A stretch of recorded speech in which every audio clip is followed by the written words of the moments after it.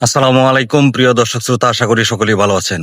আজকে আপনাদের মাঝে একটি ভিডিও নিয়ে হাজির হয়েছি।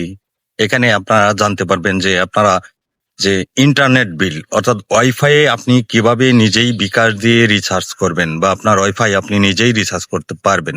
এই প্রক্রিয়াটি আপনাদেরকে আমি দেখাবো।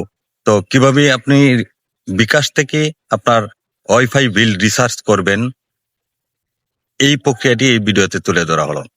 চলুন ভিডিওটি দেখে, আর ভিডিওটি ভালো লাগলে অবশ্যই শেয়ার করে অন্যকে দেখার জন্য সুযোগ করে দিবেন। একটি লাইক কমেন্টস করে অবশ্যই সাথে থাকবেন। ধন্যবাদ সকলকে। প্রথমেই আপনি আপনার বিকাশ অ্যাপসে চলে যাবেন। তারপর বিকাশ অ্যাপসটা ওপেন হওয়ার পরেই আপনি চলে যাবেন প্লে বিল। দেখতে পাচ্ছেন এখানে লেখা আছে প্লে বিল। আমি মার্ক করে আপনাদেরকে দেখার চেষ্টা করব। এই যে দেখতে পাচ্ছেন, ওইখানে প্লে বিলে যাওয়ার পরে আপনাকে ইন্টারনেট বিল অপশান দেখাবে। এখানে বেশ কিছু অপশান আসবে।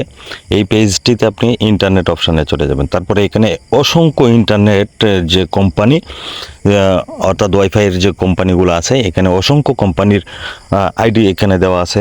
আপনি যে আইডি বা যে কোম্পানির আন্ডারে আপনি কাজ করেন বা রিসার্চ করেন, ওই আইডিটা আমি ম্যাঙ্গো ট্রাভেলস লিমিটেডে আমি রিচার্জটা দিব, তাই আমার যে কোম্পানি সেটা।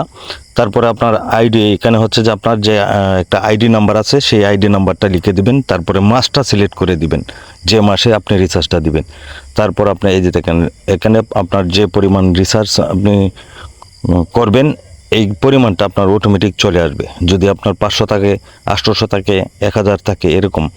তো আমার 500, যেহেতু আমার 500 টাকাই দেখাচ্ছে, তো আমি এখানে দেওয়ার পরে পিন নাম্বার দিয়ে আমি কিন্তু ট্যাপ করে ধরে রাখার পরে কিন্তু বিলটা সাবমিট হয়ে যাচ্ছে। আপনারা দেখতে পাচ্ছেন। আপনারা কিন্তু এইভাবেই আপনার বিদ্যুৎ ওয়াইফাই বিলটা দিতে পারবেন। একে দেখেন, আমার টোকেন অলরেডি সাকসেসফুল হয়েছে। বন্ধুরা, আশা করি বুঝতে পেরেছেন।